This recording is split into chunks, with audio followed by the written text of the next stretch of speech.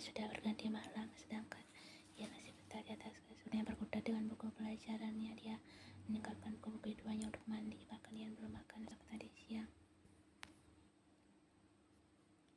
Sekarang Theo sudah berada di meja makan, menunggu Ian makan malam bersama. Dari tadi dia belum melihat gadis itu. Sepulang bekerja, dia menanyakan Ian pada jemaah-jemaah. Pria itu tersenyum melihat semangat Ian menilai tanpa harus dipaksa. Sekarang Ian tahu kewajibannya untuk belajar.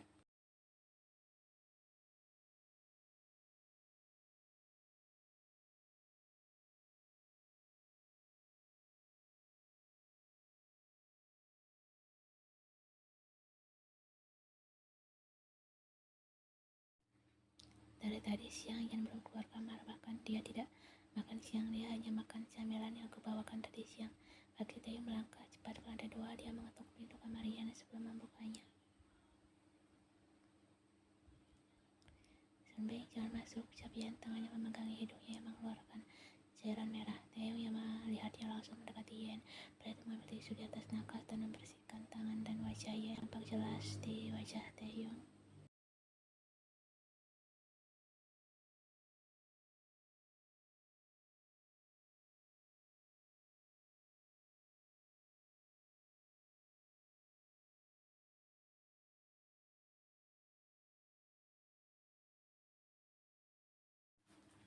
"Lihatlah, aku baik-baik saja, Sunbeam. Darahnya juga sudah berhenti. Kau tidak harus belajar sampai seperti ini. Jika aku tidak belajar, bagaimana aku akan mendapatkan nilai A? Tidak, tapi seharusnya kau mengabaikan kesehatanmu. Sekarang saatnya makan malam. Kau belum makan sejak tadi siang kan? Apa kau mau masuk rumah sakit?" Ian menggerak cepat sebelum Theo menggadek tangannya ke ruang makan.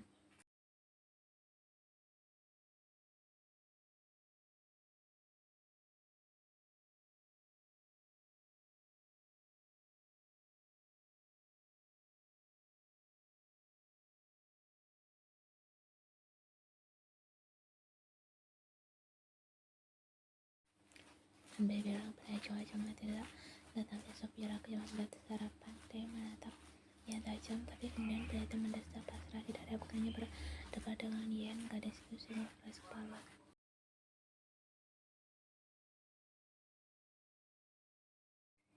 Selesai ujian, Ian pergi ke rumahnya. Dia mendapat pesan jika Theo yang bertemu dengannya di sana. Walaupun Ian ragu karena pengirim pesan itu tidak menggunakan nomor ponsel Theo, tapi dia tetap pulang ke rumahnya.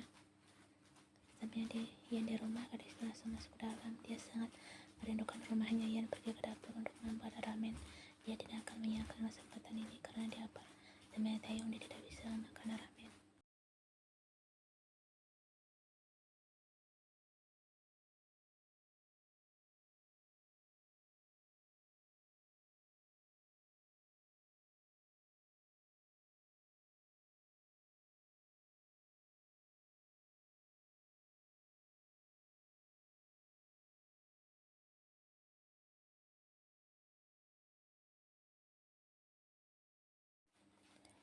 "Apa yang kau lakukan di rumah, Wang?" Ia tanya Theo tanpa basa-basi. "Bukankah Sunbeam tadi mengirim pesan agar aku pulang ke rumah?" "Aku akan mengirim pesan apapun, cepat pulang atau anak buahku yang akan memaksamu pulang sekarang." Ia tidak mendengarkan ucapan Theo. Dia sudah menjauhkan ponselnya. Gadis itu menajamkan indera pendengarannya karena mendengar sesuatu seperti timer. Ian berjalan ke meja makan dan berjongkok agar lebih dekat dengan suara itu.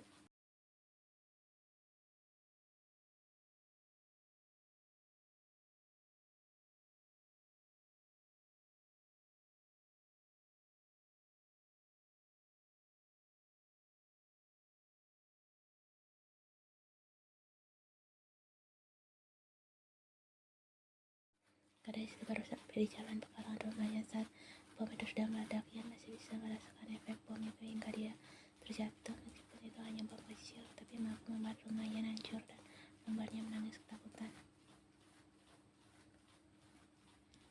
Tak lama kemudian, sekeliling Ian mulai ramai. Banyak orang datang ke rumah Ian setelah mendengar ledakan itu. Beberapa polisi dan pemadam kebakaran pun datang. Tak hanya itu, Taeyong dan Harry juga datang ke rumah Ian.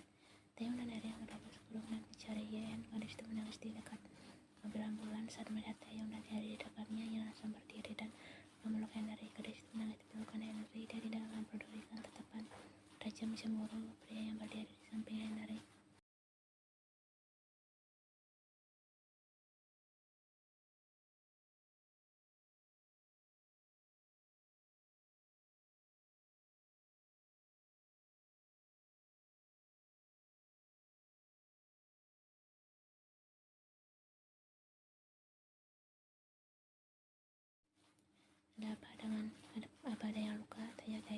jawab Gil dengan kepala Yen. Gadis itu merasa terisak, dan Taeyong teratur memeluk Yen, membawanya dalam dekapannya hingga gadis itu merasa nyaman. Memang pelukan Taeyong memiliki pengaruh sangat besar pada Yen.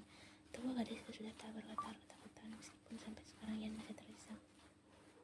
Seorang petugas polisi dan petugas pemadam kebakaran membawa tandu korban mendekati mereka. Kita menemukan dia di samping rumah.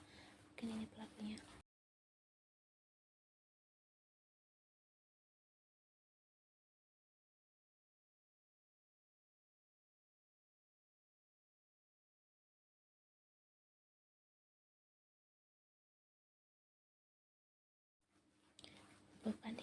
Bukan dia pelakunya, dia anak buahku yang aku suruh untuk mengawasi Yen. Jelas Taeyong kepada polisi itu. Para petugas itu langsung pergi meninggalkan mereka. Apartemen Taeyong. Hari sudah malam saat mereka tiba apartemen Taeyong. Mereka tak langsung pulang tadi karena Yen harus memberikan keterangan pada polisi lebih dulu. Mereka baru telah masuk ke kamar masing-masing untuk membersihkan diri.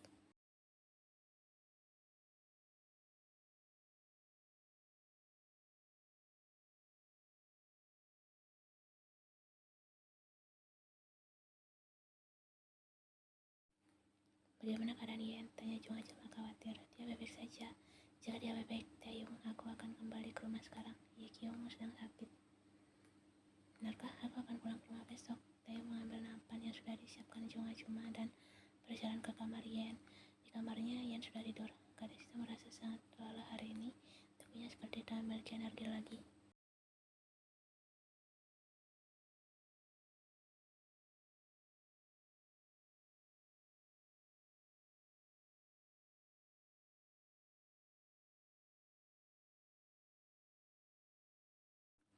Kau harus makan dulu sebelum tidur. Ajuma sudah membuatkan bubur ini. Buka mulutmu. Taeyong menyuapi Yen. Yen berusaha membuat dirinya terjaga saat Taeyong menyuapinya, namun setelah beberapa suapan dia sudah tidak dapat membuat matanya terbuka. Dia tidur lagi. Taeyong tersenyum melihat Yen. Gadis itu memang sudah mudah sekali tertidur.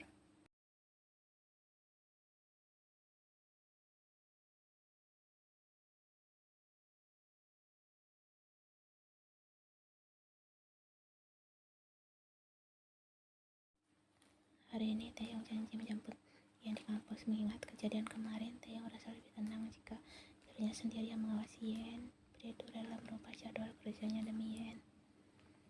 Sore ini mereka akan ke rumah besar. Selain untuk menjenguk keponakannya yang sakit, Taeyong juga ingin mengenalkan Yen pada ibunya. Mobil Taeyong terparkir di depan toko cupcake yang terkenal.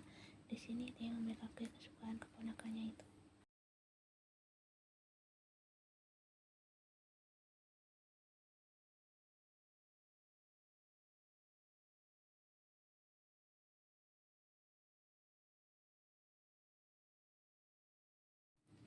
Berbagai boneka yang lucu-lucu ada di outlet ini, tapi perhatian Yen tertuju pada boneka teddy bear yang memakai pita dan baju berwarna pink. Aku membeli yang itu, ucap Taeyong pada pelayan toko sembari menunjuk boneka.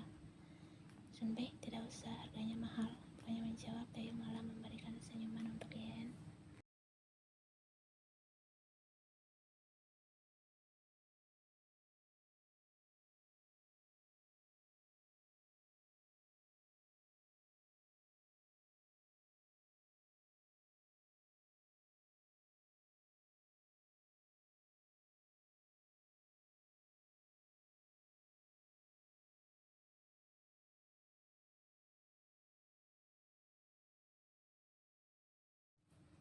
Di mana Oma? Tanya Taeyong. Nyonya ada di kamar Ye Kyung.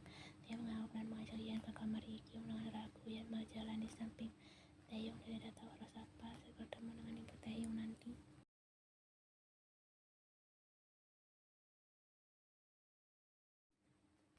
Oma, panggil Taeyong. Taeyong, kau pulang?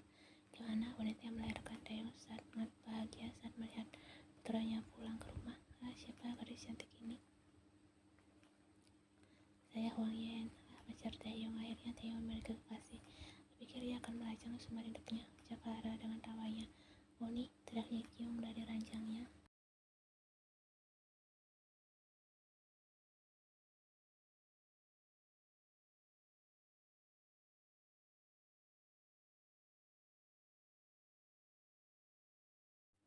Hana dan Taeyong makin bingung dengan yang dikatakan Ye Kyung kan.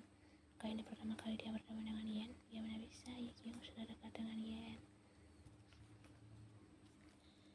Oma ingat jadi Oni ini yang menolongmu saat kau jatuh di taman bermain dan menemanimu sampai Pakang datang menjemput.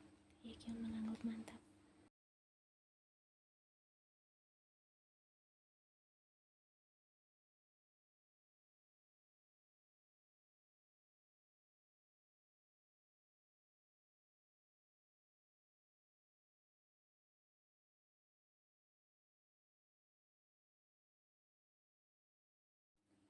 Apa kalian akan makan malam bersama?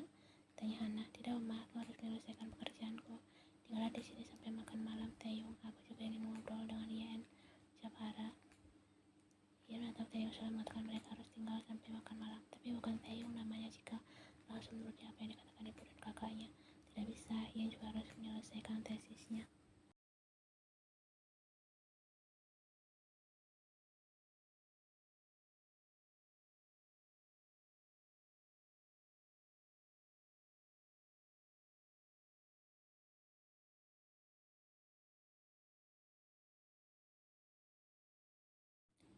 Nyonya Kim dan Hara dan Oni, kami pamit.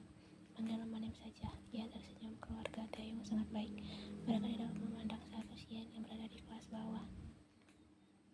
Oma, aku pergi dulu. Taeyong memeluk ibunya. Dia menggandeng tangan Yen dan berjalan ke mobil.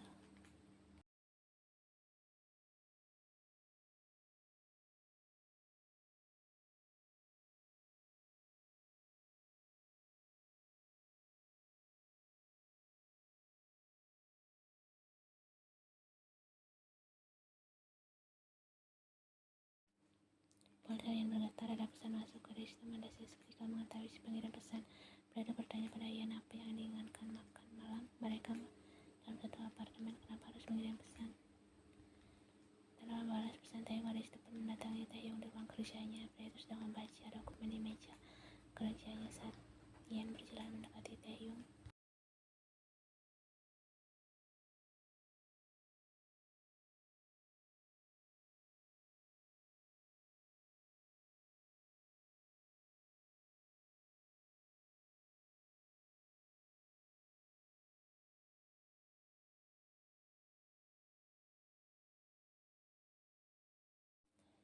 Ya kak, aku tak pernah berjanji seperti itu. Makanan yang lain, tutur Taeyong. Aku ingin memakan mie.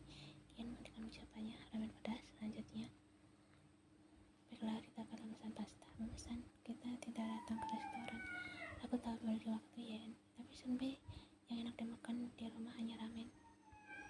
Taeyong berdiri dari duduknya lalu berjalan keluar. Ambil jaketmu, kita akan keluar. Sekarang, tunggu dulu, aku belum berganti baju. Ambil jaketmu saja, uang Yen atau kita akan memakan pasta di sini.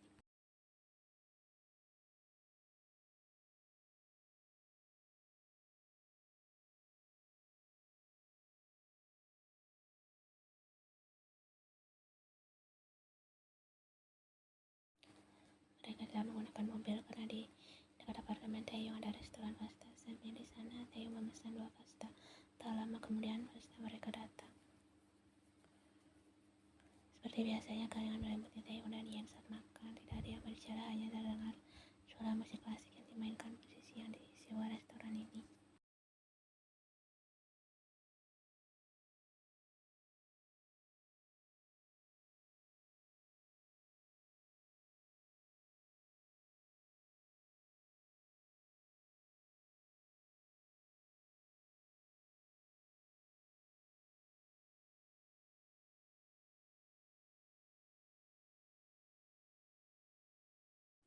Disinilah mereka kini makan pizza di ruang tengah apartemen sambil nonton kartun larva. Sunbae, bolehkah aku bertanya? Aku tidak akan menjawab jika kau bertanya tentang Minion. Aku tidak akan bertanya tentang wanita murah itu yang seperti itu.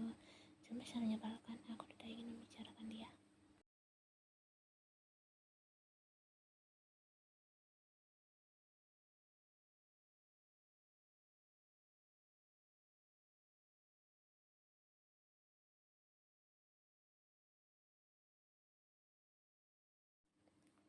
Taeyong menahan tawanya saat melihat perubahan raut wajah Yen. Gadis itu sedang dilema. Taeyong sangat yakin Yen penasaran dengan alasannya. Lalu, kau ingin bertanya tentang apa? kesadarannya. Di mana ayah Yekyung? Gadis itu, kecil itu, pernah bilang dia sangat ingin bertemu ayahnya. Apa ayah Yekyung sudah? Ia tidak sanggup melanjutkan ucapannya. Ayah Yekyung belum meninggal. Aku rasa sekarang aku akan memberitahu sesuatu padamu. Dia meminum kolanya.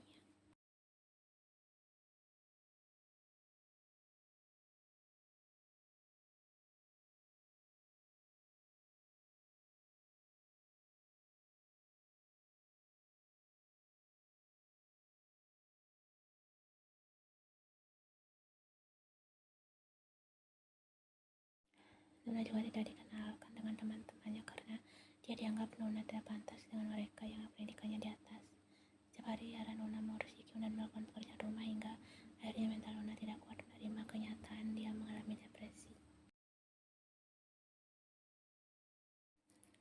Ya, tahu tidak Taeyong tak percaya, tapi tadi sore dia melihat Rara bebek saja. Bagaimana mungkin wanita cantik dan ceria itu selama 8 bulan pernah tinggal di rumah sakit untuk menyembuhkan mentalnya dia.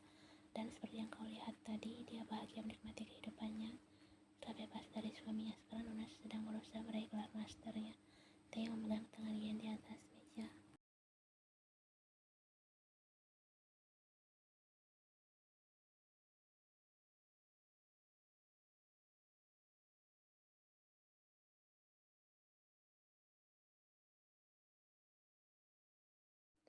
Yen terdiam karena dia tahu kenapa Taeyong selalu menyuruhnya belajar. Mungkin kejadian yang Rara alami meledakkan sendiri di diri Taeyong sehingga dia bersikap seperti itu pada Yen. Dan alasanku mengobrol dengan Mio saat makan adalah karena dia sangat manja. Dia beringat jika aku tak menanggapi ucapannya. Begitu ya, tapi bukankah Sunbae tak suka gadisnya manja? Itu berarti Sunbae tidak menyukai Minyeon. Senyum Yen lebar.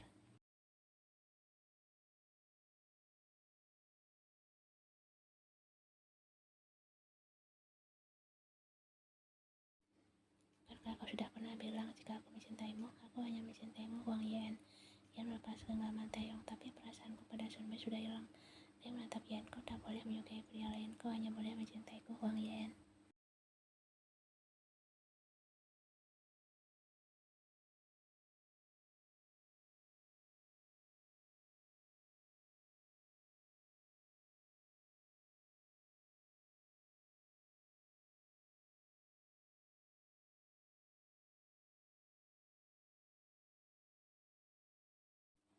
Maafkan aku Sunbae, tapi perasaanku padamu sudah hilang. Harus mulai dari awal agar perasaanku kembali seperti dulu. Taeyong diam, pikirannya kalau rasa sakit juga mendarah dadanya. Begitu juga dengan ketakutan jika kehilangan Yen. Bagaimana jika Yen meninggalkannya? Dia tidak akan sanggup melihat Yen bersanding dengan